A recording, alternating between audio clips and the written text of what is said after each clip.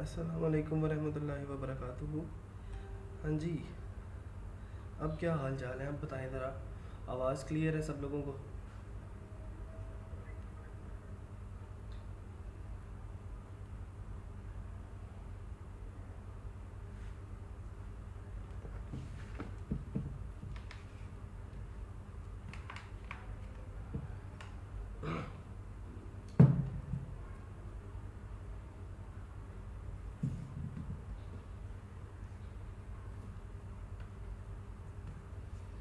ठीक है।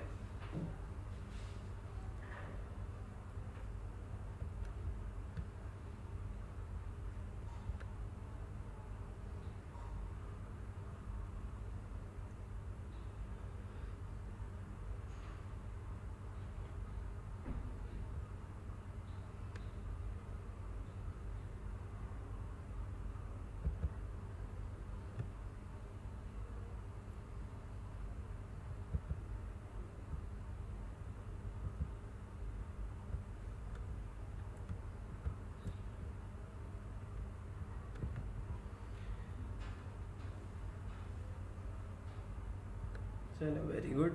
ठीक है जी। अच्छा, अब जो है वो आप लोग अपने अपने जो जो काम किए हैं आपने वीकेंड के ऊपर, वो मुझे ज़रा बताएं कि कौन कौन क्या क्या करके आया, और किस किस ने जो है वो किस किस टूल के ऊपर प्रैक्टिस की है। फाइवर के ऊपर काम किया है आपने या फिर वर्डप्रेस पे किया है? और अगर वर्डप्रेस पे किया है तो कौन कौन से टूल्स और प्लगइन्स को इस्तेमाल करके आपने प्रैक्टिस करना शुरू किया?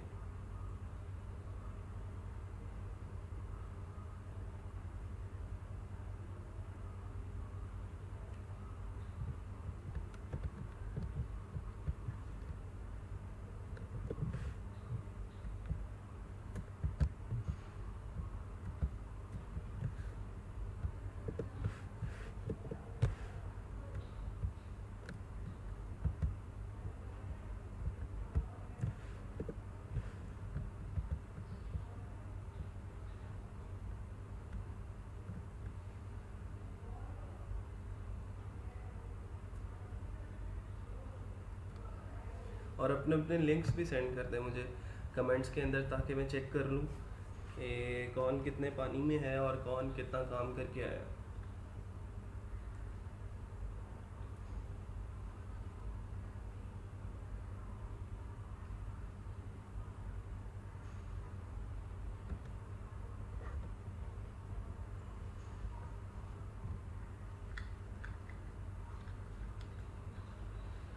साइट के बैकग्राउंड में वीडियो ऐड की थी, उसकी हाइट को कैसे सेट कर सकते हैं? हाँ जी, किया था सेट। वहीं पे उसकी हाइट सेट करने का ऑप्शन था, उसको ज़रा और एक्सप्लोर करके देखें, इंशाल्लाह मिल जाएगा।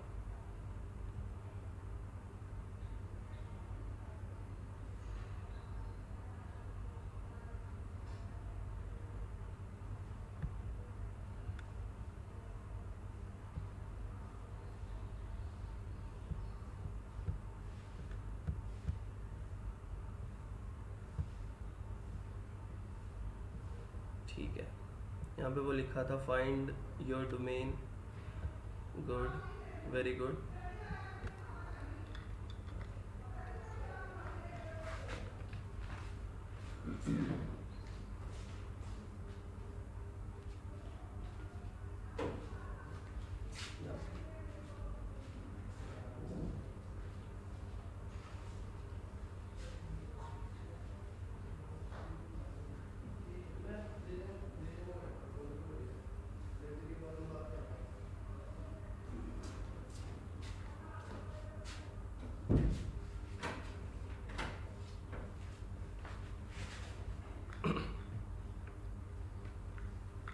अभी तक 61 लोग हैं हमारे पास, बाकी सब लोग कहाँ हैं भाई?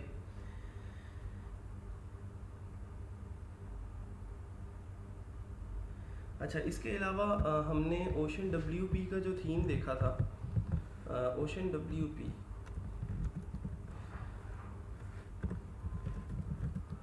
थीम डेमो, तो इसके और भी कुछ बहुत सारे डेमोस थे। वो भी आप लोग जो हैं उनको देख सकते हैं। मैं अगर आपको उसकी एग्ज़ाम्पल के तौर पे दिखा दूँ, जिसके अंदर ये वन पेज क्या है जी, वन पेज कुछ नहीं है इसमें। ई कॉमर्स के कुछ डेमोज है। ई कॉमर्स शॉप्स आपने क्रिएट करनी है अगर अपने अपने बिजनेसेस क्रिएट करने हैं, या फिर आपने जो है किसी क्लाइंट के लिए ई कॉमर्स वेबसाइट बनानी है। फिर उसके बाद कमिंग सून ब्लॉग वाले के लिए एक दो डेमोज इसके हैं, और ये सारे के सारे इसमें मौजूद हैं। अच्छा, इसके बाद एक और बहुत लाइट वेट थीम है, उसका नाम है एस्ट्रा। ठीक है, एस्ट्रा थीम डेमो अगर मैं वो भी आप लोगों को दिखा दूँ, WP एस्ट्रा के नाम से।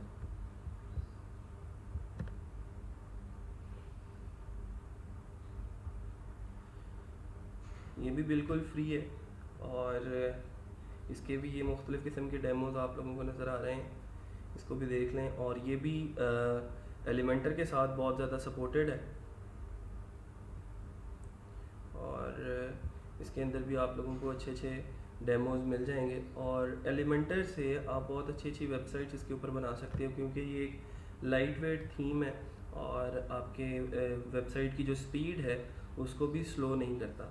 ठीक है, तो ये काफ़ी अच्छे डेमोज इसके मुझे नज़र आ रहे हैं। आप लोग इनमें से भी कोई भी डेमो इंस्टॉल कर सकते हैं। अपनी पोर्टफोलियो के लिए बनाना है आपने, किसी कंपनी के लिए, अब जैसे ये फिटनेस ट्रेनर के लिए है, ये वेडिंग ऑर्गेनाइज़र है, अगर कोई उसके लिए वेबसाइट बनाना चाहता है, कोई फ़ोटोग्राफ़र को कोई वेबसाइट बना के देना चाहता है। ठीक है, ये पर्सनल डाइटिशियन है, इसमें आप अपना ही भी पोर्टफोलियो भी बिल्ड कर सकते हैं।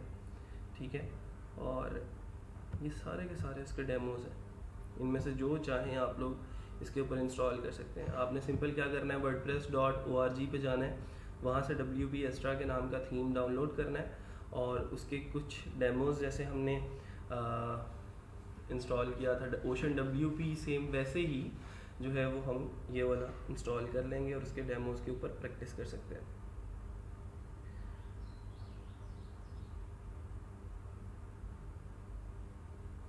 चलें जी, गुड, वेरी गुड।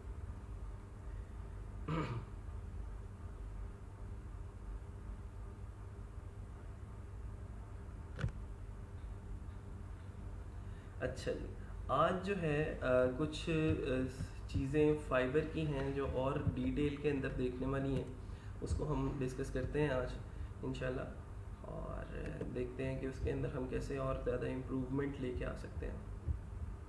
अच्छा, सबसे पहले तो जो इम्पॉर्टेंट चीज़ है वो है हमारी बायर रिक्वेस्ट, और बहुत सारे लोग जो हैं वो इसके रिलेटेड क्वेश्चंस पूछते हैं कि सर बायर रिक्वेस्ट कैसे सेंड करनी है, और एक इफ़ेक्टिव बायर रिक्वेस्ट कैसे सेंड की जा सकती है, और कैसे प्रोजेक्ट विन किया जा सकता है। ये आज का जो बायर रिक्वेस्ट वाला सेशन है, ये not only for fibre but also for freelancer and people पर आल्सो फॉर अपवर्क।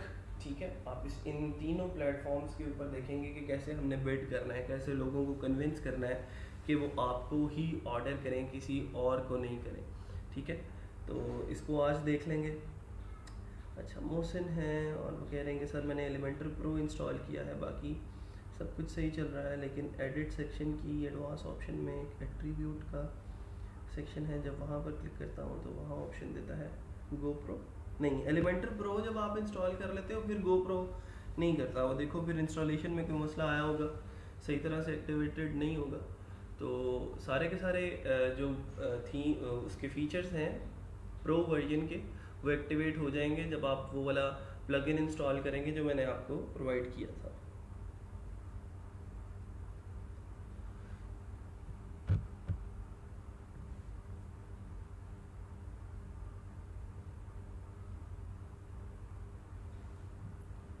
अच्छा जी, चलें आ जाए ज़रा बायर रिक्वेस्ट वाले सेक्शन पे आते हैं। की पॉइंट्स जो हम आज डिस्कस करेंगे वो है how to submit your offer और सबमिटिंग योर ऑफ़र।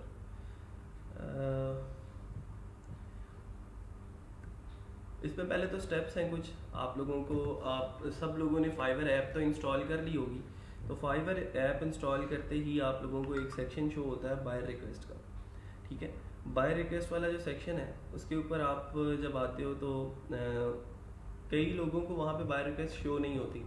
तो सबसे पहला रीज़न तो ये होता है उनके बाय रिक्वेस्ट के शो ना होने का कि एक तो वो ज़्यादा देर ऑनलाइन नहीं रहते, और दूसरा ये कि उनकी भी गिग्स की जो तादाद है वो बहुत कम है। ठीक है, तो गिग्स की तादाद को हमने जल्दी से जल्दी बढ़ाना है ताकि अब हमारी पहले तो आप लोग कहते थे जब स्टार्ट में इस ट्रेनिंग के, अभी तो तकरीबन कल को एक इंशाल्लाह 1 माह हो जाएगा, हमें 16 लेक्चर्स कंप्लीट हो जाएंगे। तो स्टार्ट के अंदर हमारे पास बहाना था कि सर हमारे पास तो कोई स्किल ही नहीं है, तो हम अब क्या करें, हम अपने डिस्क्रिप्शन वाले सेक्शन में क्या लिखें या हम किस चीज़ की गिग लगाएं। तो तब हमने ये देखा कि हम वर्चुअल असिस्टेंट की गिग लगा सकते हैं, PowerPoint to Excel, PowerPoint PDF to PowerPoint या PDF टू वर्ड की गिग लगा सकते हैं, इस तरह की कुछ डाटा एंट्री का काम कर सकते हैं। लेकिन अब जैसे जैसे हम आगे इस ट्रेनिंग के अंदर एडवांस जो है वो होते जा रहे हैं, वैसे वैसे रोज़ाना के रोज़ाना हमारी जो स्किल सेट है उसके अंदर इम्प्रूवमेंट आ रही है। तो अब हमारे पास किसी के पास भी ये बहाना नहीं है कि सर हमारे पास तो स्किल नहीं है। अब सबके पास अल्हम्दुलिल्लाह जितनी स्किल्स हैं आप उनको साथ साथ यूटिलाइज करें और साथ साथ आप फाइवर के ऊपर उसको पब्लिश करना शुरू करें। ठीक है, तो जितनी ज़्यादा गिग्स होंगी उतनी ज़्यादा बाय रिक्वेस्ट आपको शो होंगी और उतना ज़्यादा आपके पास अपॉर्चुनिटी होगी लोगों को जाके टारगेट करके, लोगों को अपना स्किल सेट दिखाने की, अपने एक्सपीरियंस के बारे में बताने की। ठीक है, तो ये जितना ज़्यादा होगा उतना ज़्यादा अच्छा है आप लोगों के लिए।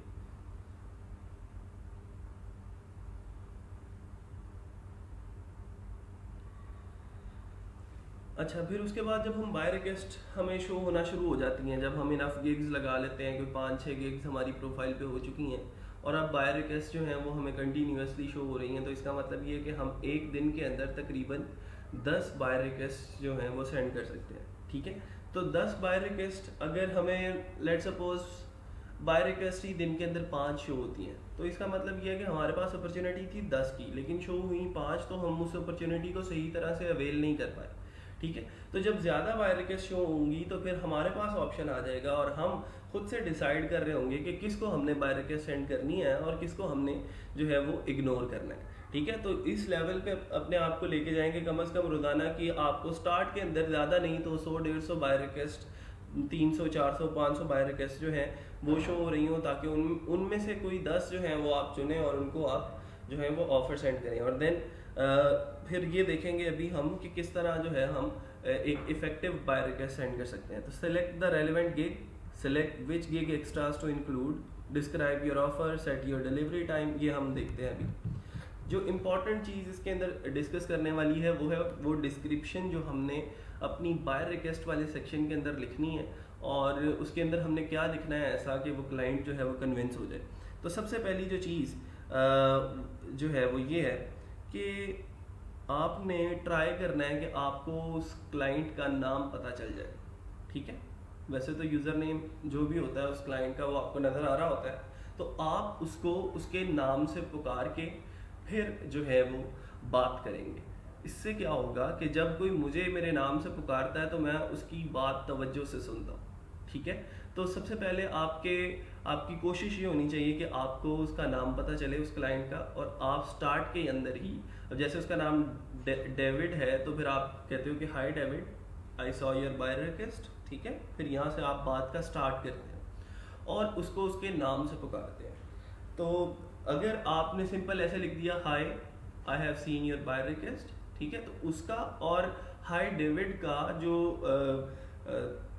फ़र्क है वो आप लोगों के सामने है कि जब आप उसको उसके नाम से पुकारते हैं तो वो और ज़्यादा अट्रैक्टिव हो जाता है आपकी तरफ, आपकी बात सुनना शुरू कर देता है। ठीक है, तो सबसे पहले तो उसका नाम जो है हम लिखेंगे और उसके नाम से उसको पुकार के अपनी बाय रिक्वेस्ट शुरू करेंगे। फिर उसके बाद जो सबसे इम्पॉर्टेंट चीज़ है वो उस बाय रिक्वेस्ट को समझना है कि आपने उसको कितनी अच्छी तरह समझा है।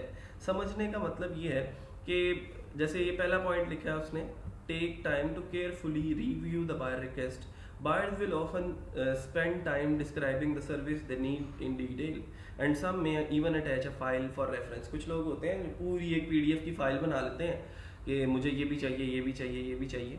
तो आप पहले उस PDF की फ़ाइल को या फिर वर्ड की फ़ाइल को डाउनलोड करें और उसके अंदर जितनी भी चीज़ें उसने मांगी हैं वो इन डिटेल 1 by 1 एड्रेस करना शुरू करें कि आपकी पहली प्रॉब्लम का ये सोल्यूशन है, दूसरी प्रॉब्लम का ये सोल्यूशन है, तीसरी प्रॉब्लम का ये सोल्यूशन है। ठीक है, इस तरह की जो चीज़ें हैं वो थोड़ा सा आप लोगों को जो है वो और ज़्यादा दूसरे क्लाइंट्स के ऊपर कम्पिटिटिव एडवांटेज जो है वो दे देंगे।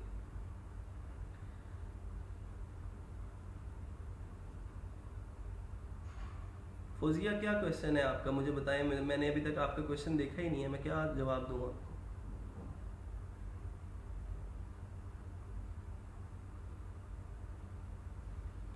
अच्छा, फिर उसके बाद personalise your offer and include in detail description. कुछ लोग होते हैं उन्होंने ना क्या किया होता है कि एक ही मैसेज सेंड टू ऑल, एक मैसेज लिख के रख लिया और उस मैसेज के को कॉपी किया और बाय रिक्वेस्ट पे बाय रिक्वेस्ट सेंड करना शुरू कर दी। 10 के 10 लोगों को सेम वही बाय रिक्वेस्ट जो है वो सेंड कर दी। उससे क्या होता है कि एक बंदा था, उसने वर्डप्रेस की सर्विस मांगी, आपने जो मैसेज कॉपी करके रखा था उसके अंदर लिखा था कि मैं वर्डप्रेस का डेवलपर हूँ और मेरा एक्सपीरियंस इतना है, एक्सपर्टीज इतनी है, तो ये तो बात ठीक है। लेकिन अगली जो बाय रिक्वेस्ट आपने सेंड की वो बंदा मार्केटिंग की कोई सर्विस मांग रहा था, तो उसको आप ये बता रहे हो कि मैं वर्डप्रेस का डेवलपर हूँ और मैं वर्डप्रेस पे वेबसाइट्स बनाता रहा हूँ, ये है वो है। तो ये जो चीज़ें हैं फिर वहाँ पे जाके इफेक्ट नहीं करती। तो बहुत सारे जो बड़े बड़े सॉफ्टवेयर हाउसेज हैं वो क्या करते हैं, उन्होंने फ्लोर के फ्लोर ऐसे लोगों के रखे हुए हैं, भरे हुए हैं, जो वहाँ पे बैठ के सिर्फ बिड करते हैं।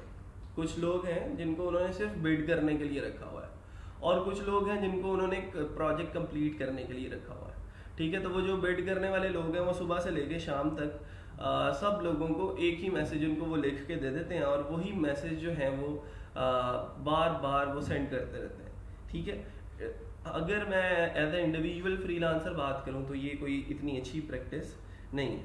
ठीक है बिलाल, ऐसा नहीं करना। एक मैसेज सबको सेंड करने से आपको बहुत सारे नुकसान हो सकते हैं। वो नुकसान क्या हैं वो मैं आपको बता देता हूँ। फाइवर की गिग वीडियो की बात हम पहले कर चुके हैं सलमान, आपको सिंपल अभी उनके मैसेज का वेट करना है। ठीक है, टॉपिक के ऊपर ही रहेंगे तो ज़्यादा बेटर है। अच्छा, फिर उसके बाद हम बात कर रहे थे फाइवर की बाय रिक्वेस्ट की। ठीक है, तो सबसे पहले आपको जो है एक मैसेज सबको सेंड नहीं करना, उसका बेटर ऑप्शन, बेटर हाल ये है कि एक आप टेम्पलेट 2-3 जो है वो बना के रख लें और जिसके अंदर आप कुछ कॉमन चीज़ें लिखेंगे। ठीक है, कॉमन चीज़ें लिखने का मतलब ये है कि राबिया, आपके सवाल का जवाब मैं पहले दे रहा हूँ। ठीक है, यही सवाल, ये मैं अभी इसी का जवाब देने लगा था। होता ये है कि वहाँ पे बायर जब भी कोई रिक्वेस्ट पोस्ट करता है तो कुछ ही देर बाद आप जब रिफ्रेश करके देखते हो उसको तो काफ़ी सारी ऑफर्स जो हैं वो ऑलरेडी सेंड हो चुकी होती हैं। ठीक है, ऑलरेडी जब ऑफर सेंड हो चुकी होती हैं तो इस चीज़ से बचने के लिए कि हम जल्दी से जल्दी हम बाय रिक्वेस्ट सेंड करें और तकरीबन पहली 8 बाय रिक्वेस्ट के अंदर जो ऑफर्स, आप पहले 8 लोग जो ऑफर सेंड कर देते हैं ना, क्लाइंट जो है वो लाइकली होता है कि पहले 8 लोगों में से वो कोई बंदा जो है वो सिलेक्ट कर लेता है कि उन 8 में से ही उसने किसी को ऑर्डर देना होता है। ठीक है, मतलब 90% लोग जो हैं वो ऐसे ही करते हैं कि वो पहले 4, 5, 6, 7, 8 लोगों में से जो है वो सिलेक्ट कर लेते हैं कि मैं इस फलां बंदे को अपना प्रोजेक्ट जो है वो दूंगा। अच्छा, अब करना ये है, हमने ये करना है कि एक पैराग्राफ ऐसा लिखना है हमारे बारे में, अपने बारे में, जो कॉमन पैराग्राफ है। कॉमन पैराग्राफ, जनरल पैराग्राफ इसको बोल सकते हैं।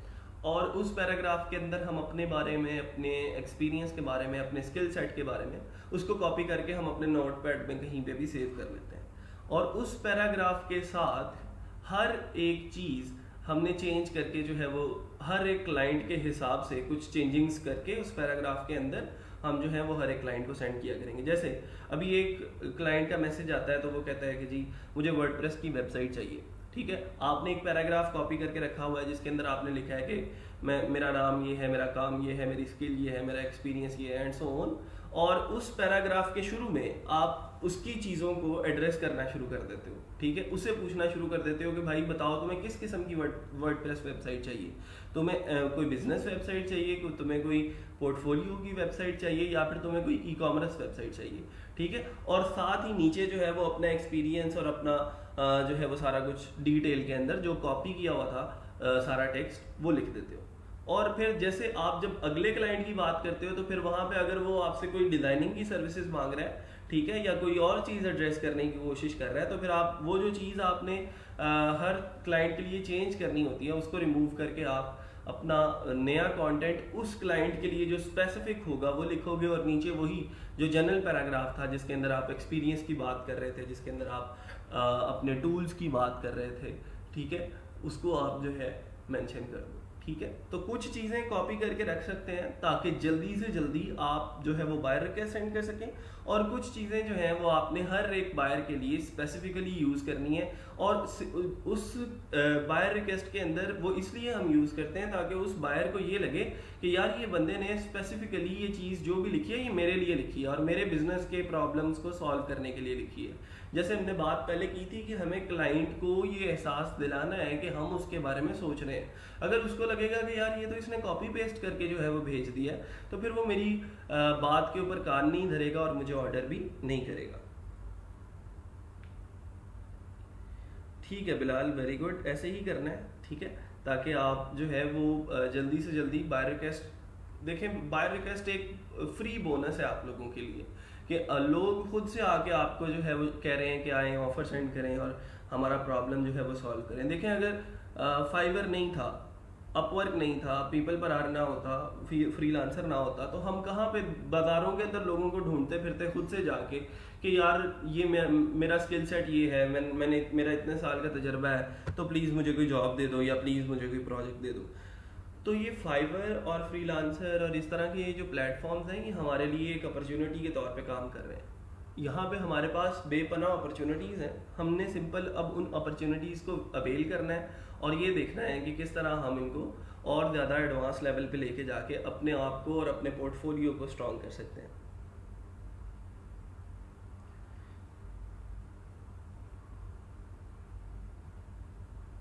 फैसल, अभी और गिग्स लगाएं, जब 5-6 गिग्स लगा लेंगे तो फिर मुझे बताइएगा कि कितनी बार कैसे शो होती हैं। सर पोर्टफोलियो के लिए कोई लाइट वेट डेमो है तो बता दें काइंडली। पोर्टफोलियो के लिए एक थीम है पोर्टफोलियो वेब के नाम से। ठीक है, पोर्टफोलियो वेब के नाम से आप उसको यूज़ कर सकते हैं। एक स्टूडेंट है मेरा, उसने ये वेबसाइट बनाई है, पोर्टफोलियो वेबसाइट है ये उसकी, उसको आप लोग देख लें ज़रा। Hi, I am Zeeshan, senior developer and designer. ये अबाउट मी और माय वर्क का एक बटन है, फिर उसके बाद ये सेक्शंस बने हुए हैं। पोर्टफोलियो का सेक्शन है, टीम का सेक्शन है। ठीक है, तो टीम के ऊपर क्लिक करता है तो वो टीम वाले सेक्शन के ऊपर उसको ले जाता है, तो इसको आप लोग देख सकते हैं। अबाउट के ऊपर जाएंगे तो अबाउट वाले सेक्शन पे ले जाएगा। सर्विसेज हैं तो सर्विसेज वाले में।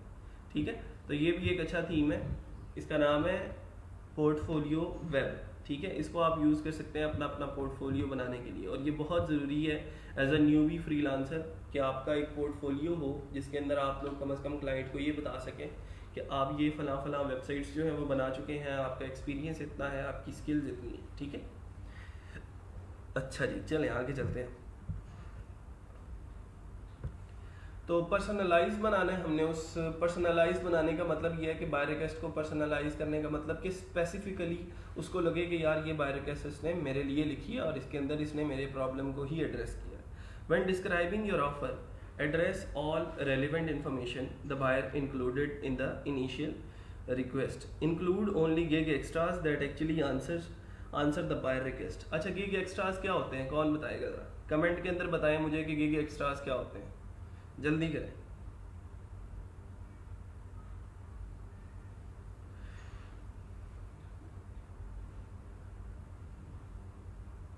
What are gig extras? I'm waiting.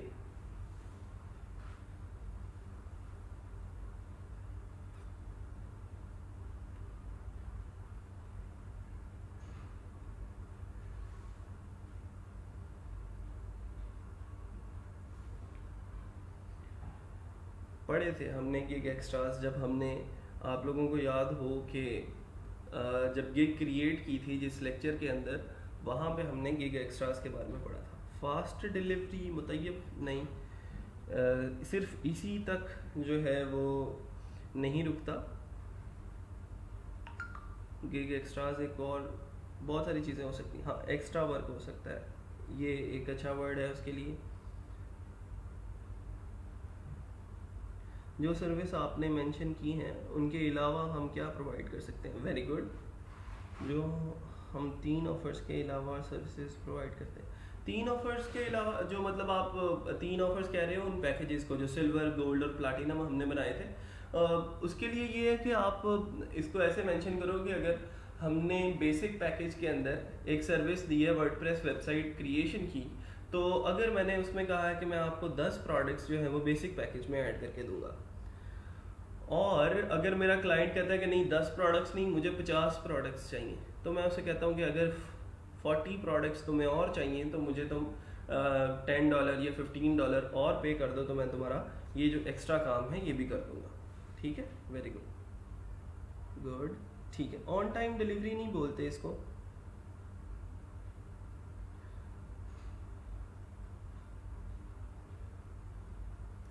ठीक है, अच्छा, तो इसी तरह अब जब हम यहाँ पे आते हैं जब हम ऑफर सेंड कर रहे होते हैं, बाय रिक्वेस्ट सेंड कर रहे होते हैं उसको, तो वहाँ पे बाय रिक्वेस्ट सेंड करते हुए हम अपनी एक गिग उस बाय रिक्वेस्ट के साथ अटैच करते हैं जो उस सर्विस के रिलेटिव होती है। ठीक है, जब वो गिग हम अटैच कर देते हैं उसके साथ, तो क्या करता है वो कि जितनी उसकी प्राइस होती है उस गिग की, वो उस गिग के ऊपर जाके उसके ऊपर ऑर्डर कर देता है। या फिर अगर हम अपनी कोई प्राइस कोड उसको देना चाहते हैं कि भाई तुम गिग को छोड़ो, तुम क्या करो कि इतने डॉलर जो है वो अलहदा से मुझे दे देना, इतने डॉलर में तुम्हारा काम कर दूंगा। लेट सपोज अगर गिग की प्राइस जो है वो $500 है और आप उसे कोई $10-15 का काम ले रहे हो, तो गिग आप अटैच कर दो, लेकिन साथ उसकी जो कस्टम ऑफर जब आप सेंड करोगे उसको, तो फिर वहाँ पे आप क्या करोगे कि उसको खुद से प्राइस लिख के बता दोगे कि इतनी प्राइस के अंदर मैं तुम्हारा ये काम कर दूंगा। Set a reasonable price and delivery time for the service requested. बहुत सारे लोग क्या करते हैं कि डिलीवरी टाइम जो है वो कम लिख देते हैं या फिर ज़्यादा लिख देते हैं। यहाँ पे थोड़ा सा मसला आता है। यहाँ पे सबसे पहले आपको ये देखना है कि आप अपनी दूसरी ज़िंदगी की मसरूफियात से टाइम निकाल के इसको कितना टाइम दे रहे हैं और आप ये काम कितने वक्त के अंदर जो है वो कंप्लीट कर लेंगे। ठीक है, तो ना ज़्यादा टाइम लेना है और ना ही इतना कम ले लेना है कि आप उसको कंप्लीट ना कर पाएँ उस गिवन टाइम के अंदर। Avoid contacting a buyer directly via inbox message. ये बहुत ही इंपॉर्टेंट चीज़ है। मुझे भी लास्ट वीकेंड पे भी कुछ लोगों के मैसेज आए कि सर ये फलां बंदा है और मुझे कह रहा है कि व्हाट्सएप के ऊपर कांटेक्ट करो। तो ऐसा आपने हरगिज़ नहीं करना। मैं दोबारा से कह रहा हूँ कि आप लोग बायर को या फिर किसी भी क्लाइंट को आउट ऑफ द फाइवर लेके नहीं जाएंगे। आप उसे कभी भी अपना स्काइप आईडी या फिर अपना व्हाट्सएप नंबर या फिर अपना ईमेल एड्रेस शेयर नहीं करेंगे। और अगर कोई क्लाइंट आके आपसे ये कहता है कि मेरे साथ अपना व्हाट्सएप नंबर शेयर करो, मेरे साथ अपना ईमेल आईडी शेयर करो या स्काइप आईडी शेयर करो, या इस तरह का कोई भी out of the Fiverr contact करने की कोशिश करता है, तो आप उसके साथ कांटेक्ट नहीं करेंगे बल्कि आप उसको रिपोर्ट एज स्पैम करेंगे। ठीक है, आप होता ये है कि आप जब कोई क्लाइंट आपको मैसेज करता है तो आप उसको कितनी जल्दी रिप्लाई कर देते हो, इससे आपका रिस्पॉन्स टाइम कैलकुलेट हो रहा होता है। तो जब आपको कोई बंदा आते ही मैसेज ये कर दे कि भाई तुम मेरे साथ व्हाट्सएप के ऊपर कांटेक्ट करो, तो बजाय इसके कि आप उसको रिप्लाई करो, आप उसको रिपोर्ट हिम एज स्पैम कर दोगे। तो जितनी देर बाद आपने रिपोर्ट हिम एज स्पैम किया होगा उतना आपका रिस्पॉन्स टाइम कैलकुलेट हो जाएगा। ठीक है, तो रिस्पॉन्स टाइम की इसके हवाले से आपने टेंशन नहीं लेनी कि शायद हम इसको रिप्लाई नहीं करेंगे तो हमारा रिस्पॉन्स टाइम गिर जाएगा। ठीक है, आपने क्या करना है, उसको जितना जल्द से जल्द जैसे ही आप उसको देखें इस तरह के मैसेजेस को, आप जो है वो रिपोर्ट हिम एज स्पैम कर दें। ठीक है,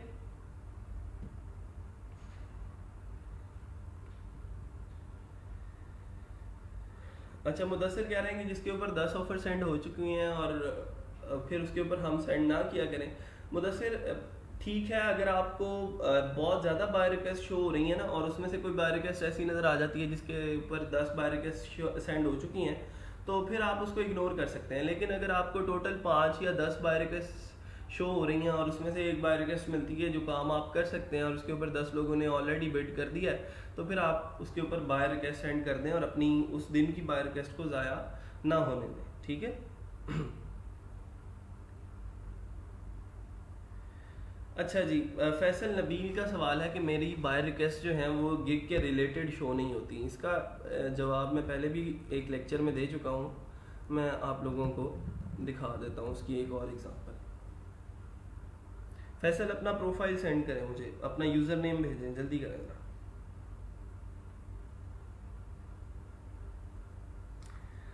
सर रिस्पॉन्स टाइम तो जस्ट इनबॉक्स में रिप्लाई लेट करने से नेगेटिव इफेक्ट होगा। हाँ जी बिल्कुल, जब आप किसी क्लाइंट को जितना देर बाद रिस्पॉन्स करते हैं उतना ज़्यादा आपका बायर जो रिस्पॉन्स टाइम है वो फाइवर शो करवाना शुरू कर देता है। ठीक है, अगर 10 आवर्स के बाद आपने रिप्लाई किया तो फिर आपका रिस्पॉन्स टाइम 10 आवर्स हो जाएगा। और अगर 10 आवर्स हो चुका है और अगले ही क्लाइंट को आपने फॉरन रिप्लाई कर दिया तो फिर अगले और दोनों क्लाइंट्स का जो एवरेज जो 5 आवर्स होगा आपका रिस्पॉन्स टाइम वो हो जाएगा। ठीक है, Faisal_webdev FAIAS Faisal_।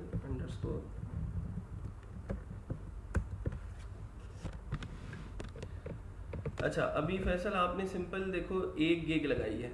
ठीक है, और इस 1 गिग की बुनियाद पे ना आप ये नहीं कह सकते कि मुझे रेलेवेंट शो हो रही है या फिर इररेलेवेंट बाय रिक्वेस्ट शो हो रही है। उसका फ़र्क ये होता है, मैं आप लोगों को बता देता हूँ। वो ये है कि जैसे आपने यहाँ पे लिखा है वेब डेवलपर, ठीक है, इसका मतलब आप वेब डेवलपमेंट करते हो।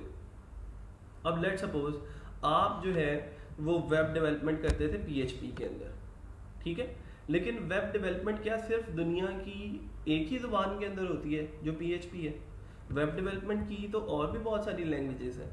वेब डेवलपमेंट तो शॉपिफाई में भी होती है, वेब डेवलपमेंट तो वर्डप्रेस में भी होती है। वेब डेवलपमेंट के लिए और बहुत सारी लैंग्वेजेस दुनिया की जो है वो डेवलप हो चुकी हैं और वो उसके अंदर आप अच्छी अच्छी वेबसाइट्स जो है वो डेवलप कर सकते हो। तो फाइवर इसको एज अ वेब डेवलपमेंट ही लेता है, और वेब डेवलपमेंट लेने का मतलब ये है कि दुनिया जहान की जितनी जो आपकी लैंग्वेजेस जिनके अंदर वेब डेवलपमेंट होती है वो उनके रेलेवेंट बाय रिक्वेस्ट आपको शो करवाना शुरू कर देगा।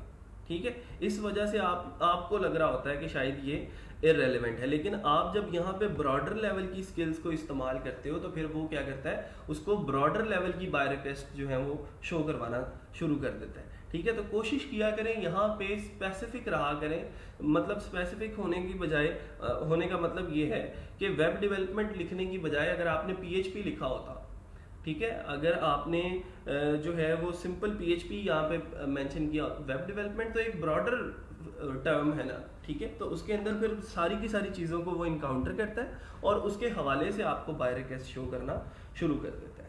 ठीक है, आई होप कि मेरा जो जवाब है वो आपको समझ में आ गया होगा।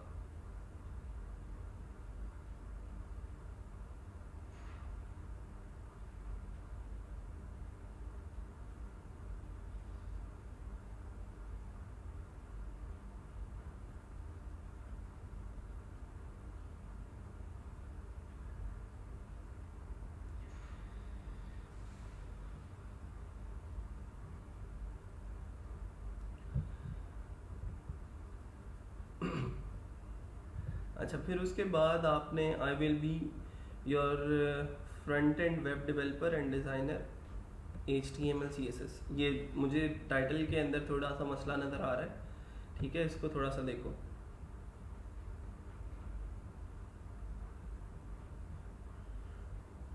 चलिए, अभी आज फाइवर की गिग्स हम रिव्यू नहीं कर रहे, अभी आज थोड़ी सी रूल्स एंड रेगुलेशंस की बात होगी। ठीक है, फाइवर के कुछ रूल्स एंड रेगुलेशंस हैं जिनको फॉलो करना हमारे लिए बहुत ज़रूरी है। अच्छा जी, आगे चलते हैं। Avoid contacting a buyer directly by inbox. Buyers may view this as spam and if reported, it will affect your communication flexibility.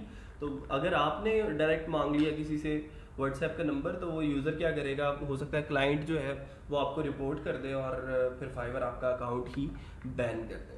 ठीक है जी। अच्छा, फिर उसके बाद this is not a promotional tool, only share your gig if it is relevant to the specific buyer request. जो आप buyer request send करते हैं साथ अपना गिग अटैच कर देते हैं। ठीक है, तो गिग वही अटैच करना है जो रेलिवेंट है। अब जैसे आप बायर रिक्वेस्ट सेंड कर रहे हैं वर्डप्रेस की, तो वहाँ पे आपने अगर बायर रिक्वेस्ट सेंड करते हुए डाटा एंट्री की गिग अटैच कर दी है तो ये आपकी बायर रिक्वेस्ट को थोड़ा सा अफेक्ट कर सकता है। अच्छा, अब आते हैं रिस्पॉन्स टाइम और रिस्पॉन्स रेट के ऊपर। ये भी बहुत इंपॉर्टेंट चीज़ है जिसको मैनेज करना जो है वो बहुत ज़रूरी है। की पॉइंट्स हैं और की पॉइंट्स के बाद आगे चलते हैं। Why do we have the response rate indicator?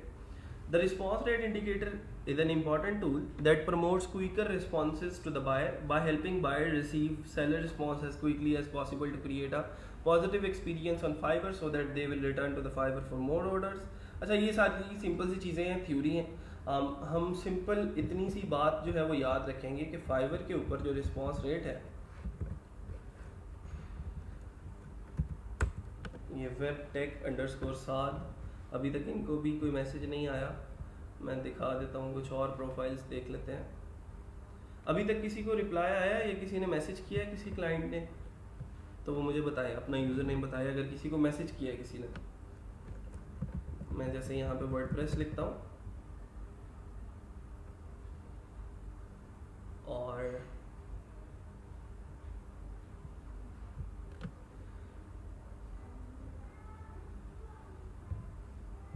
इसके प्रोफाइल पे चलते हैं।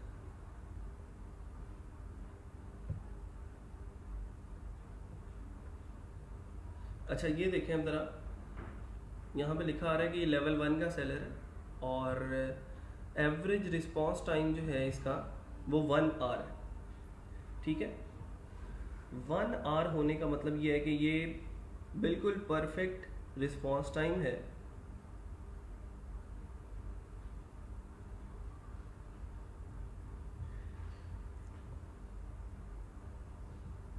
और यहाँ पे कुछ रिव्यूज़ भी आप लोगों को नज़र आ रहे हैं। ये है रिस्पॉन्स टाइम। एक चीज़ है रिस्पॉन्स टाइम और एक चीज़ है रिस्पॉन्स रेट। रिस्पॉन्स रेट और रिस्पॉन्स टाइम दोनों का जो फ़र्क है वो नाम से ज़ाहिर है। इसको मैं थोड़ा सा और एक्सप्लोर कर देता हूँ आप लोगों के सामने। जैसे ये words the difference between response time and response rate. Response rate क्या है? Response rate is the percentage of first responses to the new messages that a seller sends within 24 hours. Response time is the average amount of time in hours that it takes for a seller to send a first response. अच्छा, अच्छी बात ये है कि fibre सिर्फ आपका जो पहला रिस्पॉन्स होता है उसका जो टाइमिंग है उसको कैलकुलेट करता है। उसके बाद आप जैसे ही जब भी जैसे मर्जी आप कम्युनिकेट करें। अब जैसे आपको अभी क्लाइंट का पहली दफ़ा मैसेज आया, आपने फ़ौरन से रिप्लाई कर दिया, ठीक है। फिर उसने मैसेज आपको किया तो आपने 10 घंटे बाद भी अगर रिप्लाई किया ना, तो उसका आपके रिस्पांस टाइम के ऊपर या रिस्पांस रेट के ऊपर कोई फ़र्क जो है वो नहीं पड़ेगा, ठीक है। अभी आप लोग यूज़र नेम ना सेंड करें, मैं अभी उसको चेक नहीं कर रहा। अभी हमें जो है वो चीज़ों के ऊपर बात करने की ज़रूरत है, उसको देख लें पहले। तो रिस्पांस रेट क्या है कि आपने 100 लोगों का मैसेज आया आपको, उसमें से आपने 90 लोगों को रिप्लाई किया, तो इसका मतलब आपका रिस्पांस रेट जो है वो 90% है कि आप 90% लोगों को रिप्लाई करते हैं और 10% लोगों को आप इग्नोर कर देते हैं, ठीक है। तो कोशिश किया करें कि आपका रिस्पांस रेट 100% हो, ठीक है। और अगर बीच में से कोई आपको लग रहा है कि ये स्पैम है, तो आप उसको कम से कम रिपोर्ट हिम एज स्पैम लाजमी करें। रिपोर्ट हिम एज स्पैम जो है वो भी आपका रिस्पांस ही कहलाएगा कि वो रिस्पांस एक तो किया भी है और दूसरा कितनी देर बाद किया है, ठीक है। जब रिस्पांस कर लेते हो आप लोग तो आपका रिस्पांस रेट 100% पे मैनेज रहता है, और जब जितनी देर बाद करते हो तो उससे आपका रिस्पांस टाइम जो है वो कैलकुलेट हो जाता है, ठीक है। ये काम कैसे करते हैं जी? It tracks the percentage of first response sent within 24 hours over the last 30 days. यहाँ पे ये जो ट्रैकर नज़र आ रहा होता है आप लोगों को, जो लिखा होता है, ये लास्ट 30 डेज का रिस्पांस टाइम होता है कि आखिरी 30 दिनों के अंदर आपको जितने मैसेजेस आए हैं उनका रिप्लाई आपने एवरेज कितने टाइम के अंदर किया है। तो लास्ट 30 डेज का ये स्टैट्स आप लोगों को नज़र आएंगे, उससे ज़्यादा नहीं, ठीक है। For example, if you received 10 new request in your inbox in the last 30 days and replied to the 9 of them, कहते हैं 10 मैसेज आए आपको लास्ट 30 दिनों में और आपने उनके जो 9 लोग थे उनके रिप्लाई किए हैं, तो फिर क्या होगा कि आपका जो रिस्पांस रेट है वो 90% हो जाएगा। Note, if you reply to the last message more than 24 hours after receiving it, your response rate will still be 90%। We recommend that sellers reply even after 24 hours. तो अगर आपको किसी मैसेज को आपने 24 आवर्स हो गए हैं और रिप्लाई नहीं किया, तो जैसे ही आप उस मैसेज को देखते हैं कम से कम फिर भी आप उस मैसेज को रिप्लाई लाजमी कर दें। Is every inbox message factored into response rate? जी हाँ, बिल्कुल। देखें, थोड़ा सा इसको समझने की ज़रूरत यह है कि the response rate indicated tracks your first response to a new request. तो पहले मैसेज का रिप्लाई कितनी देर बाद किया है फाइवर सिर्फ इसको कैलकुलेट करता है। After that first reply the rest of the conversation is not tracked. ठीक है, तो बाकी कन्वर्सेशन को आप कितनी देर बाद रिप्लाई कर रहे हो इससे कोई फर्क नहीं पड़ता।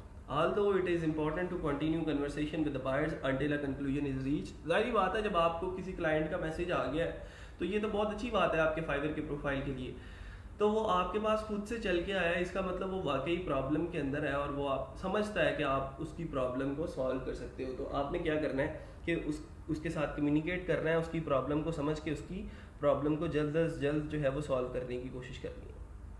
अच्छा, फिर उसके बाद what do the colors on the response rate, I am in the red zone, how often does response rate change।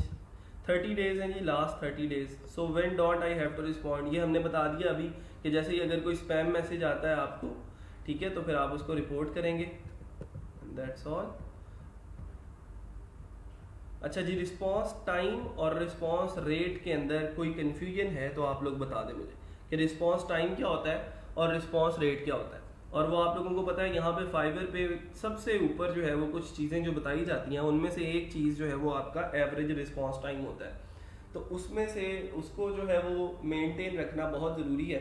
यहाँ पे अगर लिखा आ रहा हो कि जी ये जो साद अहमद साहब हैं उनका रिस्पॉन्स टाइम जो है वो 12 आवर्स है, तो इससे क्या होगा, यूज़र आएगा आपकी प्रोफाइल के ऊपर और जब देखेगा कि यार ये बंदा 12 घंटों बाद रिप्लाई करता है तो वो आपको मैसेज करने का कष्ट ही नहीं करेगा। ठीक है, वो आपको मैसेज करेगा ही नहीं कि यार इसने 12 घंटे बाद रिप्लाई करना है तो मैं इसको क्यों मैसेज करूँगा, अभी मैं किसी और को क्यों नहीं मैसेज कर लेता और उसने तो मुझे फ़ौरन से रिप्लाई कर देना है। ठीक है, तो आप कोशिश करें कि जल्द अज जल्द अपने क्लाइंट्स को रिप्लाई करें। उसके लिए फाइवर की ऐप सब लोगों ने इंस्टॉल कर लेनी है और जो है वो देखना है उसके ऊपर नोटिफिकेशंस वगैरह आप लोगों को जो है वो शो हो जाया करेंगे। जैसे ही कोई मैसेज आएगा वो आपको नोटिफिकेशन दे देंगे। हाँ जी, यहाँ तक क्लियर है, तो मुझे ज़रा बता दें कि अगर कोई कन्फ्यूजन है तो आप लोग क्वेश्चन पूछ लें रिस्पॉन्स रेट और रिस्पॉन्स टाइम के हवाले से, और बाय रिक्वेस्ट कैसे सेंड करनी है उसमें कोई मसला आ रहा है तो वो बताएं।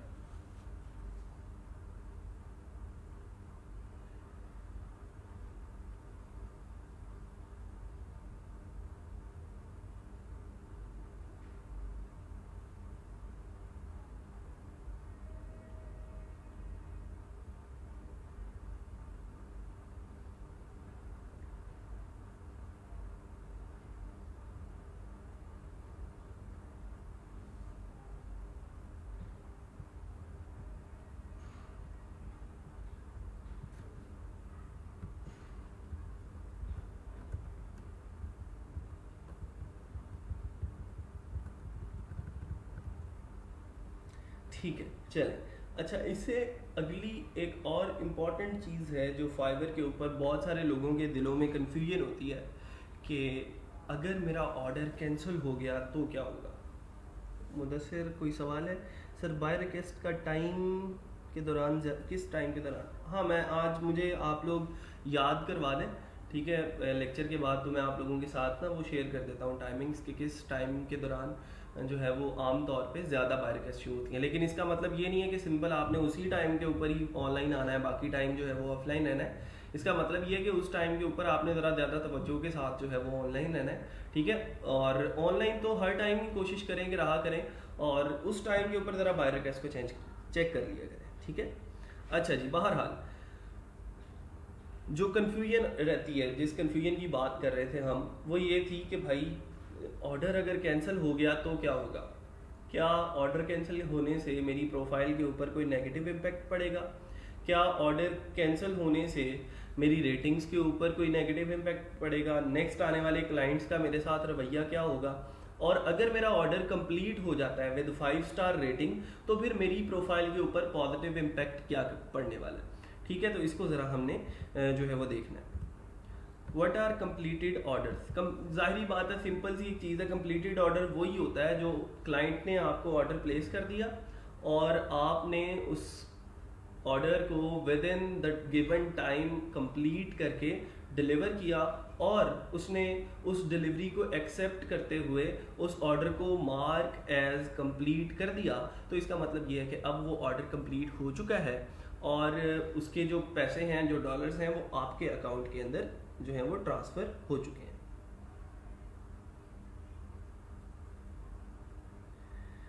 How Fiverr manage the response rate of new sellers which not have any order और not reply any messages yet. Hamad उनका आप लोगों को जो प्रोफाइल नज़र आएगा उसके ऊपर वो रिस्पॉन्स टाइम वाला जो सेक्शन है वो होगा ही नहीं, ठीक है। तो रिस्पॉन्स टाइम उसी का होगा जिसने रिस्पॉन्स किया होगा, ठीक है। तो अगर आपने अभी तक किसी मैसेज, आपको कोई मैसेज नहीं आया और आपने रिस्पॉन्स किया ही नहीं है तो फिर वो वाला सेक्शन ही शो नहीं होगा। अच्छा जी, sir kindly tell the method to clear different test on Fiverr about MS Word and Excel, English test and how many times we can take these test. अच्छा, पहली तो बात यह है कि हम इसके बारे में थोड़ा सा डिस्कस किया था पहले कि पाकिस्तानी तरीका अगर आपने इस्तेमाल करना है इसके लिए तो आप ये करें कि मोबाइल के ऊपर ऑनलाइन रहें, दूसरे वाले मोबाइल के ऊपर, या फिर आप दूसरा लैपटॉप साथ रखें, और जो भी क्वेश्चन आपको फाइवर के ऊपर लगता है कि मैं ये काम नहीं कर सकता, मुझे नहीं पता इसका आंसर क्या है, तो दूसरे वाले लैपटॉप पे आप उसको सर्च करके चेक कर सकते हैं, ठीक है। अब जिस लैपटॉप के ऊपर आप टेस्ट दे रहे हैं वहाँ पे अगर आप टैब चेंज करेंगे तो फिर वो फाइवर का टेस्ट जो है वो उसके लिए आपको वो कहेगा कि आपका फाइवर टेस्ट जो है वो ख़त्म हो चुका है, आप टेस्ट नहीं दे सकते, ठीक है। और फिर वो कुछ टाइम दे देगा आपको कि अब आप इतने महीनों बाद जो है वो दोबारा से इस टेस्ट को दे सकते हैं, ठीक है। तो कोशिश करें कि जितने टेस्ट जो हैं वो पास कर सकते हैं आप अपनी स्किल्स को जो है वो प्रूफ करने के लिए लोगों के सामने, ये एक प्रूफ होता है ना कि देखें मैंने फाइवर का टेस्ट पास किया है और फाइवर ने जो मेरे से क्वेश्चंस पूछे थे वर्डप्रेस के रिलेटेड या फिर एमएस वर्ड और एमएस ऑफिस के रिलेटेड, वो मैंने क्वेश्चंस के आंसर दिए हैं और अब मैं एक प्रोफेशनल और स्किलफुल फ्रीलांसर हूँ, ठीक है। तो वो भी बहुत ज़रूरी है। Sir could we use AnyDesk for test, AnyDesk को कैसे यूज़ करेंगे भाई? एनी डेस्क मतलब ये है कि आप जब टैब को एक्सचेंज करोगे ना उस लैपटॉप के ऊपर तो वो फिर फाइवर डिटेक्ट कर लेगा आपको। बेटर ये है कि आप दूसरा सिस्टम साथ रखें, चाहे वो मोबाइल है चाहे वो लैपटॉप है।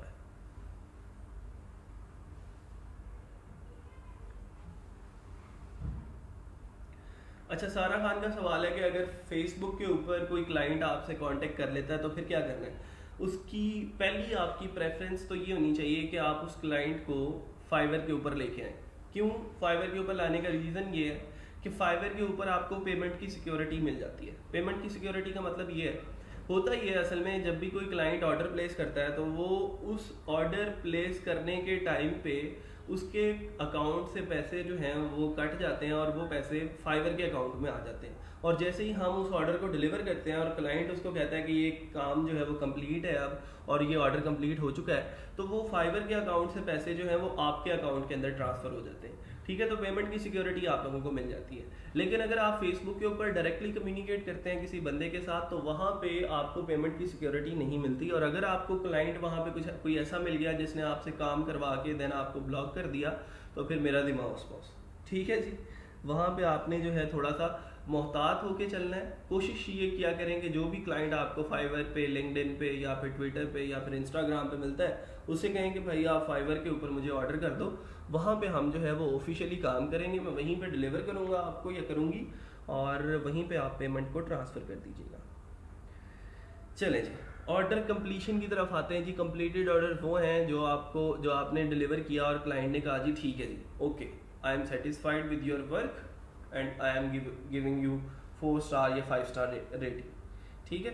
तो completed orders are orders that are completed without cancellations. तो कैंसलेशन के बगैर अगर कोई ऑर्डर कंप्लीट हो जाता है तो वो कंप्लीटेड ऑर्डर कहलाता है। अच्छा, अब ये कैलकुलेशन कैसे की जाती है? The order completion formula is the number of cancellation subtracted from the 100% over the sellers life time total of order. अच्छा, ये कैलकुलेशंस कहाँ पे यूज़ होती हैं मैं आप लोगों को अभी थोड़ी देर बाद इसके बारे में बताता हूँ। अच्छा, अब ये कैंसलेशन होती किस किस्म की हैं, कैसे होती हैं कैंसलेशन, ऑर्डर कैंसिल कैसे होता है और किन किन वेज से ऑर्डर जो है वो कैंसिल हो सकता है, उसको थोड़ा सा डिटेल के अंदर डिस्कस कर लेते हैं।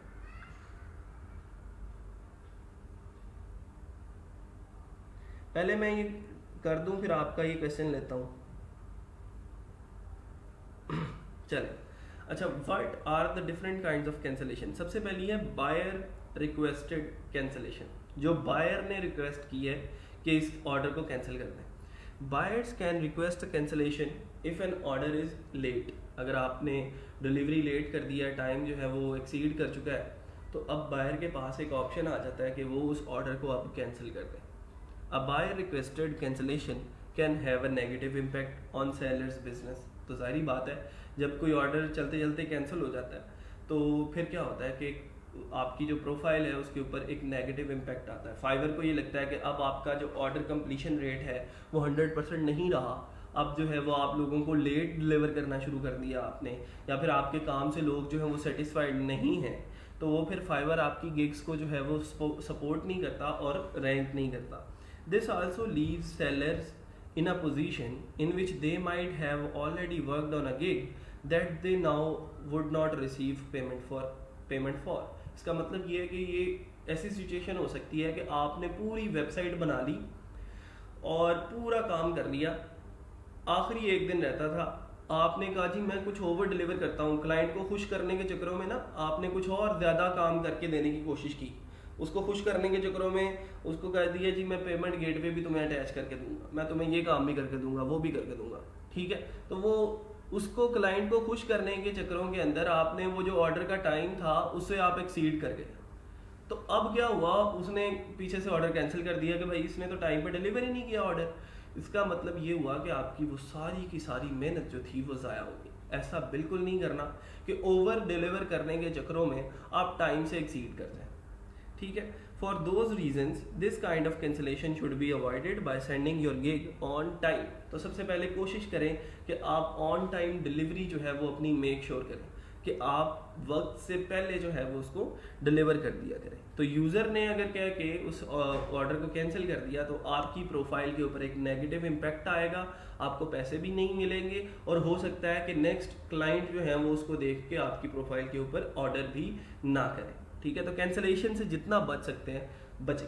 फिर उसके बाद अगली चीज़ है म्यूचुअल कैंसिलेशन। म्यूचुअल कैंसिलेशन एक ऐसी कैंसिलेशन होती है जिसके लिए बायर और फ्रीलांसर, क्लाइंट और फ्रीलांसर दोनों राजी होते हैं कि इस ऑर्डर को कैंसिल कर दिया जाए। हो सकता है उसकी मुख्तलिफ किस्म की रीजन हो सकती हैं। फर्स्ट रीज़न ये हो सकती है कि मैंने गिग के अंदर जो लिखा था क्लाइंट उसको ठीक तरह से समझ नहीं पाया, वो कुछ और एक्सपेक्ट कर रहा था मेरे से और मैं उस गिग के अंदर कुछ और दे रहा, ठीक है। तो वो कुछ मिसअंडरस्टैंडिंग की वजह से उसने गलती से ऑर्डर प्लेस कर दिया और उसको अब जो है वो पता चला कि यार ये तो वो चीज़ नहीं है जो मैं डिमांड कर रहा हूँ। तो अब हम क्या कर सकते हैं, म्यूचुअली उस ऑर्डर को कैंसिल कर सकते हैं, ठीक है। This is one way to resolve an order that both parties can't agree on. If one side requests and the other accepts within 24 hours, ये दोनों तरफ से हो सकता है कि यूज़र जो फ्रीलांसर है वो कहता है कि जी आप इस ऑर्डर को म्यूचुअली कैंसिल कर दें और वो उस रिक्वेस्ट को जो है वो एक्सेप्ट कर लेता है, तो किसी की प्रोफाइल पे कोई बैड इम्पैक्ट नहीं होगा।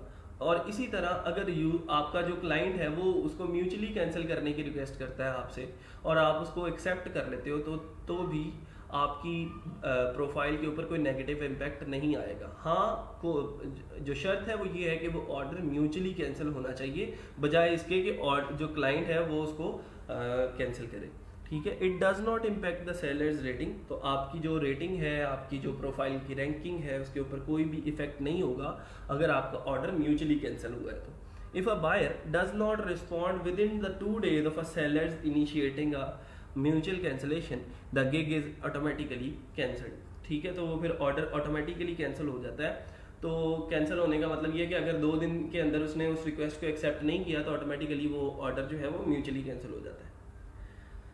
What is meaning of order in Q? Order in Q का मतलब ये है कि आपको कितने ऑर्डर्स जो हैं वो आ चुके हैं और कितने ऑर्डर्स के ऊपर आप अभी काम कर रहे हो। ऑर्डर आ तो चुके हैं लेकिन वो ऑर्डर अभी तक आपने डिलीवर नहीं किए, इसका मतलब इतने ऑर्डर इन क्यू हैं जिन ऑर्डर्स के ऊपर आप काम कर रहे हो। अच्छा, फिर उसके बाद आते हैं जी एडमिन की तरफ से कैंसिलेशन कैसे हो सकती है। एक कैंसिलेशन क्लाइंट की तरफ से है, दूसरी कैंसिलेशन म्यूचुअल कैंसिलेशन है और तीसरी कैंसिलेशन जो है वो एडमिन की तरफ से होती है। अभी तक जो ऊपर वाली 2 कैंसिलेशन हमने पढ़ी हैं उसके अंदर कोई मसला है तो आप लोग बता दें, कोई कंफ्यूजन है तो उसको क्लियर कर लें।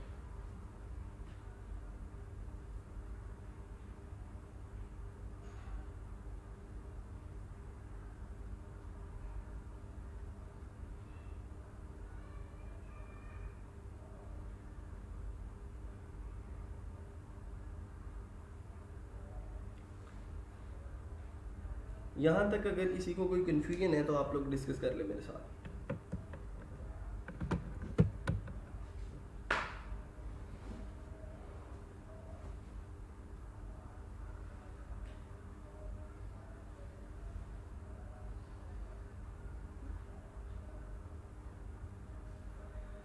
ठीक है जी, क्लियर।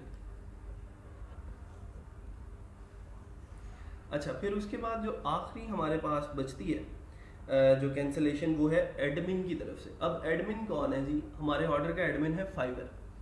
फाइवर की कस्टमर सपोर्ट इसकी एडमिन है, और हमारी एक एक हरकत को फाइवर जो है वो नोट कर रहा होता है, और आपके मैसेजेस को, आपकी कन्वर्सेशंस को जो है वो कभी भी देख सकता है निकाल के। मीन्स वो ऑर्डर अभी रिसीव नहीं किए होते, आमना वो ऑर्डर रिसीव हो चुके होते हैं आपको, और आप उन ऑर्डर्स के ऊपर काम कर रहे होते हो, ठीक है। जब आप उस ऑर्डर को डिलीवर कर दोगे तो वो आपके कंप्लीटेड ऑर्डर्स में शामिल हो जाएंगे, ठीक है, जब वो कंप्लीट हो जाएंगे तो। और अगर आपने डिलीवर नहीं किया, अभी सिंपल काम कर रहे हो उसके ऊपर, तो वो ऑर्डर इन क्यू है।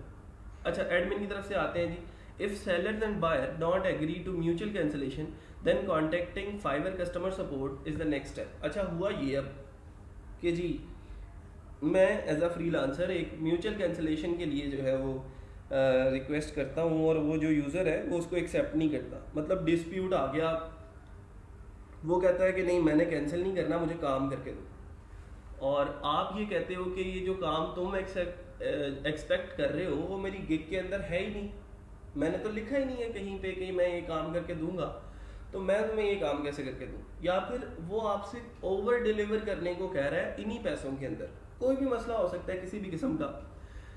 तो अब हमारे पास जो आखिरी हल बचता है इसका, वो ये होता है कि आप फाइवर की कस्टमर सपोर्ट के पास चले जाते हो। फाइवर की कस्टमर सपोर्ट एक किस्म की फूफी है आपकी, और आपने उस फूफी को जाके शिकायत लगानी है कि ये जो आपका बेटा है ये मेरे साथ कोई ज्यादती कर रहा है, ठीक है।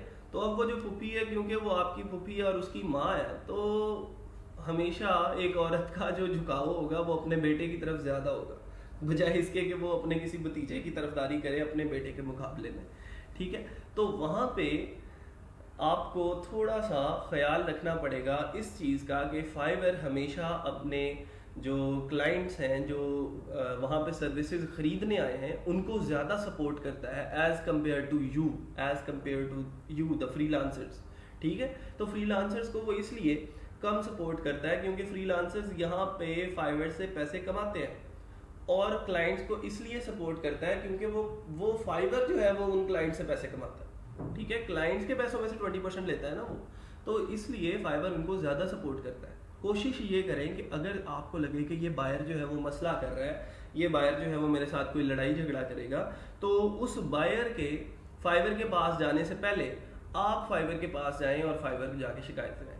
अगर वो बायर आपसे पहले चला जाता है कस्टमर सपोर्ट के पास और आपकी शिकायत कर देता है, तो मेरा नहीं ख्याल कि आपके पास कोई चारा बचता है कि वो फिर जो है वो आपको बच जाएंगे आप किसी कैंसलेशन से, या फिर आपकी प्रोफाइल के ऊपर नेगेटिव इम्पैक्ट आएगा, ठीक है। तो कोशिश ये करें कि आप फाइवर की कस्टमर सपोर्ट के पास, अगर आपको लग रहा है कि अब ये मतलब सारे हल मैंने कर लिए हैं, इसके साथ कम्युनिकेशन मैंने अपनी सारी कम्युनिकेशन की जितनी स्किल्स थी सारी इस्तेमाल करके देख ली हैं, तो अब कोशिश करेंगे फाइवर की कस्टमर सपोर्ट के पास आप पहले चले जाएं, ठीक है। तो फिर कोई सीन बन सकता है कि फाइवर आपको सपोर्ट करे, वरना हमेशा फाइवर जो है वो सपोर्ट करता है अपने कस्टमर्स को।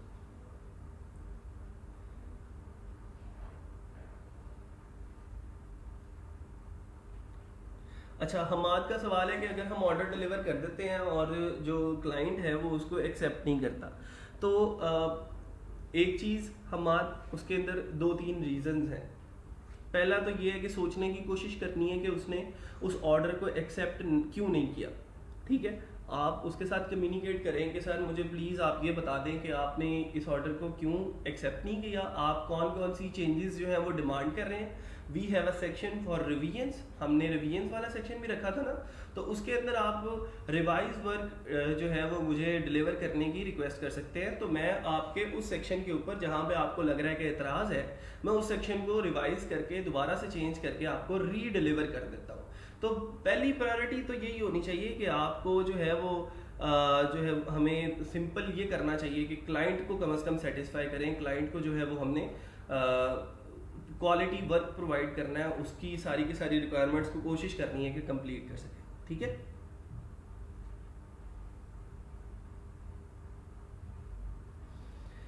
अच्छा जी, चलें जी आगे चलते हैं। व्हाट टू डू व्हेन, अब यही जो आप लोगों की सारी कन्फ्यूजन है ना, इनके जो जवाबात हैं वो यहाँ पे हैं, और इसको ज़रा बड़ा एहतियात के साथ और दिमाग को और आंखों को खोल के पढ़ना है।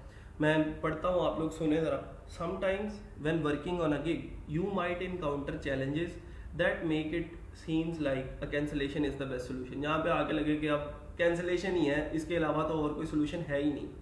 आप ना तो रीडिलीवर कर सकते हो काम को, और ना ही कोई ऐसा चारा बचा है जिसके ज़रिए आप इस ऑर्डर को कंप्लीट कर सकते हो। But usually there are better outcomes for a gig order, even one that is not running smoothly. So what should you do? Well, आपको कहाँ पे क्या करना चाहिए ये देखना है हमने। अच्छा, you have completed a gig but the buyer needs more revision. आपने ऑर्डर कंप्लीट कर दिया, जैसे अभी हमाद का सवाल था, आपने ऑर्डर कंप्लीट करके सेंड कर दिया, लेकिन जो बायर है वो कह रहा है कि मुझे और रिवाइज्ड वर्क जो है वो प्रोवाइड करके दो। अच्छा, अब क्या करना है? और दूसरी सिचुएशन क्या हो सकती है? Sellers can specify the number of revisions they are willing to do in advance. हम जब गिग लिखते हैं ना, गिग बनाते हैं, गिग क्रिएट करते हैं, तो वहाँ पे हम नंबर ऑफ रिवीजन्स जो है वो मेंशन कर देते हैं कि बेसिक पैकेज के अंदर हम इतनी रिवीजन्स देंगे, प्लाटिनम में इतनी है, गोल्ड में इतनी है। तो जब आपसे एक क्लाइंट जो है वो रिवाइज्ड वर्क मांग रहा है, तो आपने वो जो नंबर ऑफ रिवीजन्स दी हुई हैं, आप उतनी रिवीजन्स देने के ही हकदार हैं। आपने सिंपल उतनी ही रिवीजन्स देनी है, और जैसे ही आप उन नंबर ऑफ रिवीजन से एक्सीड करेंगे तो फिर आप उससे ये सवाल कर सकते हैं कि अगर आपको और ज़्यादा मोर रिवाइज्ड वर्क चाहिए तो फिर आपको गिग एक्स्ट्रास के ऊपर जाके ऑर्डर करना पड़ेगा कि अगर आपको 5 रिवीजन और चाहिए तो मैं $10 और लूँगा या लूँगी, तो फिर आपको मैं और रिवाइज्ड वर्क जो है वो मैं प्रोवाइड कर सकती हूँ। जैसे उसने कहा कि sellers can specify the number of revisions they are willing to do in advance to manage of selling the gig to manage their buyers expectations. But if a buyer still wants further revisions beyond what a seller has specified, he or she will do.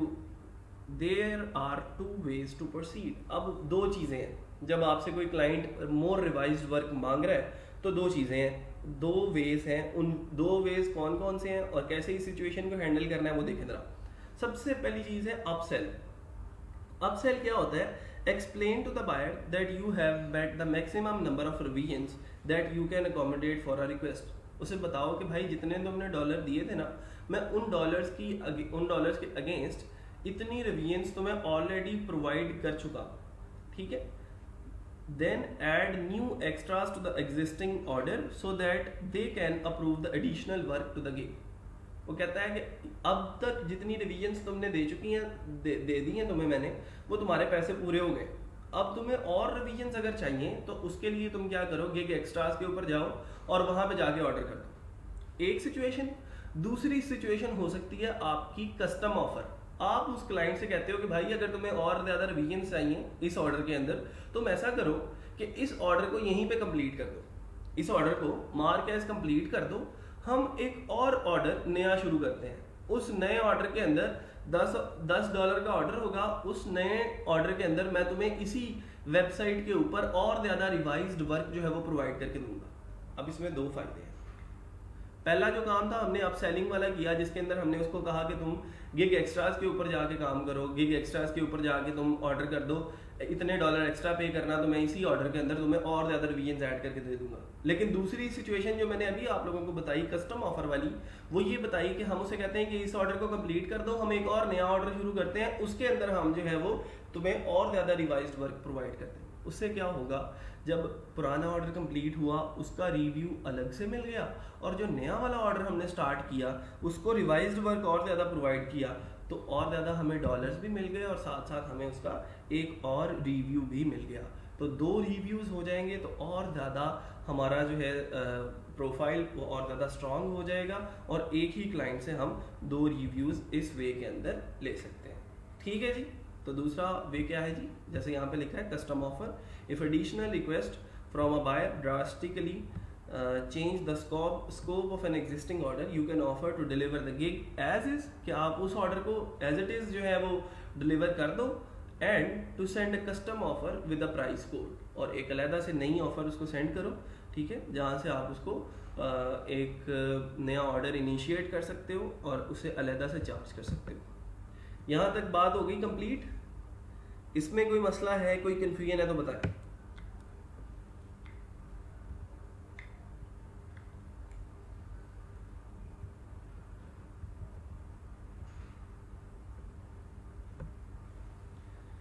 किसी को कोई भी confusion है यहाँ तक तो आप लोग बता सकते हैं कि हमने कब क्या करना है।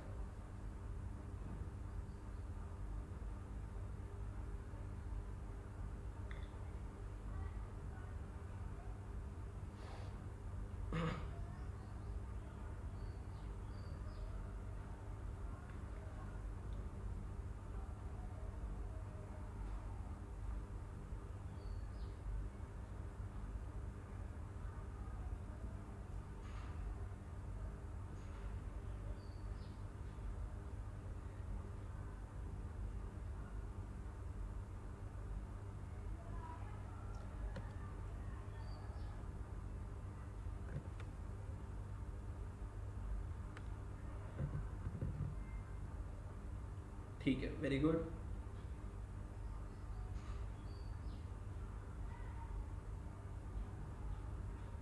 चल, अच्छा लास्ट चीज़ एक देख लें, फिर उसके बाद हम इस लेक्चर को एंड करते हैं।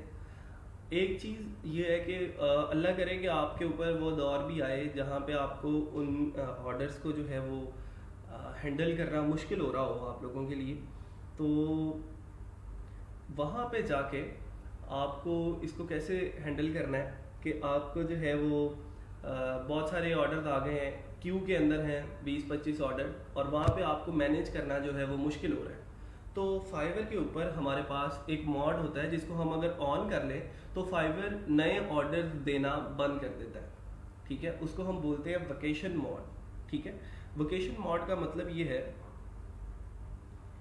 कि आपको, आप जैसे ही उस वेकेशन मोड को ऑन कर देते हैं तो फाइवर आपकी सारी की सारी जो गिग्स हैं उनको पॉज कर देता है, और उन गिग्स को यूज़र्स को दिखाना, क्लाइंट्स को दिखाना बंद कर देता है, और आपको जो ऑर्डर आ रहे थे रैंडमली आते जा रहे थे और आप उसको हैंडल नहीं कर पा रहे थे, तो आप क्या करते हैं कि वहाँ पे जाके उस ऑर्डर को वो जो, क्योंकि अब वो सारी की सारी गिग्स पॉज हो चुकी हैं तो नए ऑर्डर आना बंद हो जाते हैं। तो आप क्या करते हैं, सिंपल उन ऑर्डर्स के ऊपर काम करते हैं, ठीक है, जो ऑलरेडी आपको आ चुके हैं, और जैसे ही आप थोड़ा सा रिलैक्स होते हैं तो फिर आप उस वेकेशन मोड को ऑफ कर देते हैं। वेकेशन मोड आमतौर पे इसलिए यूज़ किया जाता है कि अगर आपने कहीं नॉर्दर्न एरियाज़ की सैर के लिए जाना है तो आप जा सकते हैं।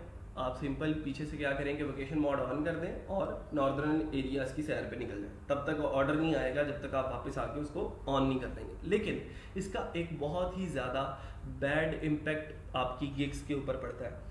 क्या होता है कि जब आप वेकेशन मोड ऑन करते हो तो आपकी सारी की सारी जो गिग रैंकिंग्स होती हैं वो ख़राब हो जाती हैं, और आपकी जो गिग की रैंकिंग है वो बिल्कुल नीचे आ जाती है, ठीक है। तो वो जो ऑर्डर्स की तादाद थी, पहले ऑर्डर्स आ रहे थे, लाइन लगी हुई थी, रोज़ाना 1-2 ऑर्डर्स आ जाते थे, तो अब वो सारे का सारा काम जो है वो आपका ख़राब हो जाएगा। और जैसे ही आप दोबारा से अब वेकेशन मोड को ऑफ करेंगे और आके कोशिश करेंगे कि दोबारा से ऑर्डर लेना स्टार्ट करें, तो फिर दोबारा से आपको गिग की रैंकिंग्स के ऊपर काम करना पड़ेगा, ठीक है। तो कोशिश करेंगे वेकेशन मोड ऑन ही ना करें। अगर आपके ऊपर ऐसा दौर आता है इंशाल्लाह कि आपको एक मतलब बहुत सारे ऑर्डर दिन क्यों हैं, तो उसके लिए बेटर हल ये होता है कि आप आउटसोर्सिंग करें और कुछ लोगों को अपने साथ में लाएं जो आपके वो ऑर्डर्स आपके लिए कंप्लीट कर सकते हैं। कुछ थोड़ी सी टीम बिल्ड कर लें, ठीक है, और उनसे वो जो है वो आप लोग काम करवाएं। मल्टीटास्किंग करें, लोगों को आउटसोर्स करें, उनको भी पैसे दें, खुद भी पैसे कमाएं और इस सिचुएशन को हैंडल करें, ठीक है। वेकेशन मोड ऑन करने से आपकी गिग रैंकिंग के ऊपर फ़र्क पड़ता है, इस वजह से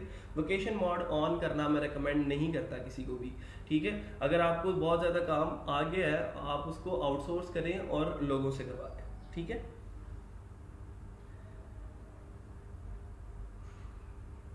गिग फेवरेट्स का भी कोई फ़र्क पड़ता है, मींस जो गिग के ऊपर एक दिल होता है उसे पिंग करने से भी कोई, हाँ जी बिल्कुल पड़ता है। अगर लोग आपकी गिग को आके फेवरेट में डालते हैं तो फाइवर थोड़ा सा उसको बूस्ट कर देता है, लेकिन इतना ज़्यादा भी नहीं करवाना लोगों से कि आप ग्रुप्स के अंदर जाके पोस्टिंग करना शुरू कर दें और मुझे कल परसों तक ये देखने को मिले कि जी बिलाल की गिग के ऊपर कोई 2000 लोगों ने फेवरेट किया है और ऑर्डर एक ने भी नहीं किया। ठीक है, तो फिर वो एक बैड इम्पैक्ट भी पड़ता है उससे कि अगर आपकी गिग्स को 2-3 हज़ार लोग फेवरेट में डाल चुके हैं, ऑर्डर किसी एक ने भी नहीं किया, तो फिर वो काम ख़राब हो जाता है। ठीक है, अच्छा फिर उसके बाद कंक्लूजन है, एक थोड़ी सी कंक्लूजन को देख लें और उसके बाद फिर हम चलते हैं, लास्ट करते हैं, एंड करते हैं इस लेक्चर को।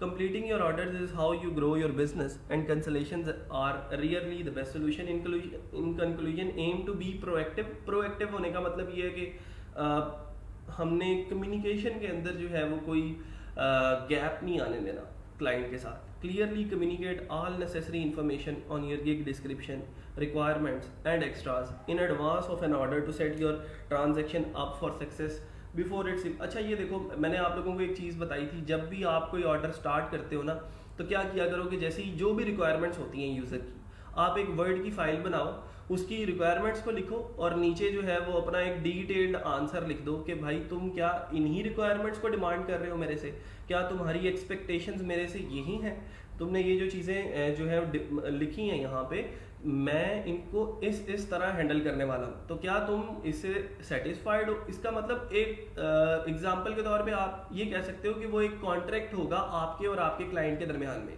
ऑर्डर स्टार्ट करने से पहले। तो वो एक ऑर्डर स्टार्ट करने से पहले एक वर्ड फाइल के अंदर आपने 1 बाय 1 उसकी सारी की सारी रिक्वायरमेंट्स जो है वो लिख दी और उसको सेंड कर दी कि भाई इसको चेक कर लो एक दफ़ा कि मैं इस ऑर्डर के अंदर तुम्हें ये सर्विसेज जो है वो देने वाला हूँ इतने डॉलर के अंदर। तो जब वो यूज़र कहेगा कि हाँ बिल्कुल ठीक है, ये बिल्कुल सही, आपने स्पेसिफिकेशंस जो हैं वो लिखी हैं यहाँ पे और प्राइस भी सही लिख दी है, इसका मतलब ये है कि यू आर गुड टू गो।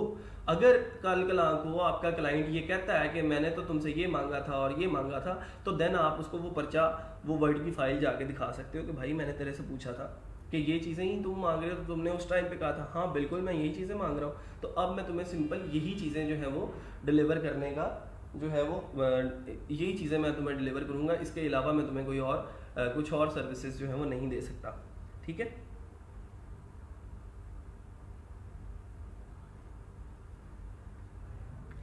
अच्छा फिर उसके बाद be prepared if a buyer is unresponsive, reply नहीं करता माशाल्लाह, initiating a mutual cancellation might be a way to get the transaction back on track. कुछ होते हैं यूज़र जो कहते हैं वो रिप्लाई नहीं करते या फिर ऑनलाइन ही नहीं आते। जैसे एक ऑर्डर दे के चला गया एक बंदा, ठीक है, उसने ऑर्डर प्लेस कर दिया आपकी प्रोफाइल के ऊपर और उसके बाद वो गायब हो गया कहीं, जैसे दुनिया के अंदर रहा ही नहीं।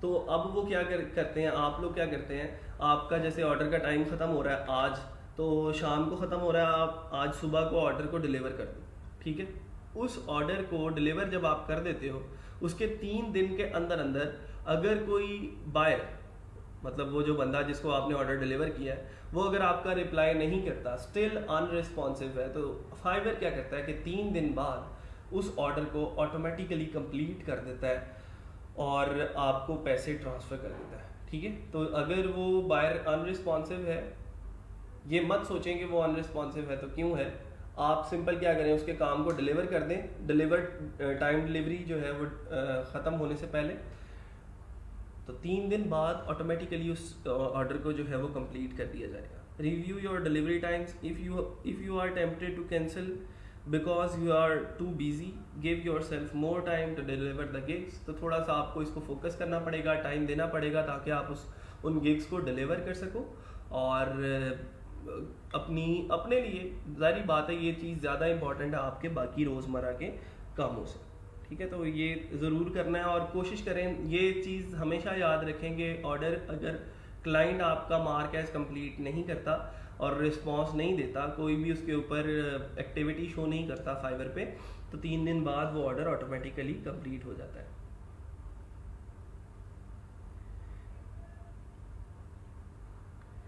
ठीक है जी, यहाँ तक आज का लेक्चर कंप्लीट है। इसमें कोई भी कंफ्यूजन है, कोई क्वेश्चन है तो आप लोग पूछ सकते हैं।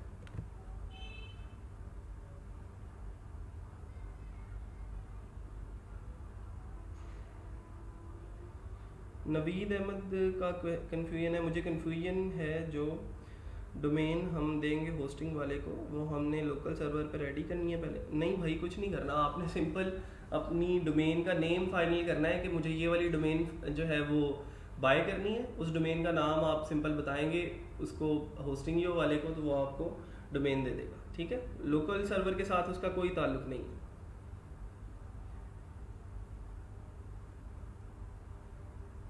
अभी मोर कौन कौन सी गिग्स लगाई जा सकती हैं ये देखेंगे इंशाल्लाह। आने वाले दिनों में और ज़्यादा कस्टमाइजेशन के ऊपर काम होगा। कस्टमाइजेशन की गिग्स कम अज़ कम सब लोगों की लग जानी चाहिए। ठीक है, इंस्टॉलिंग थीम्स, इंस्टॉलिंग प्लगइन्स, ठीक है, पूरे डैशबोर्ड की जितनी भी कस्टमाइजेशन है उसकी गिग्स आप लोग लगा सकते हैं।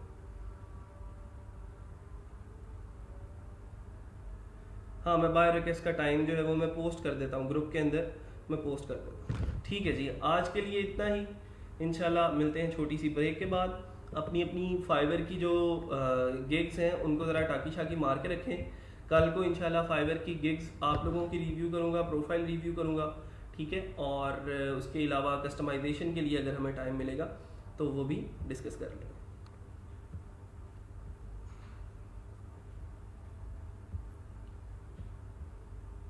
अल्लाह हाफिज़।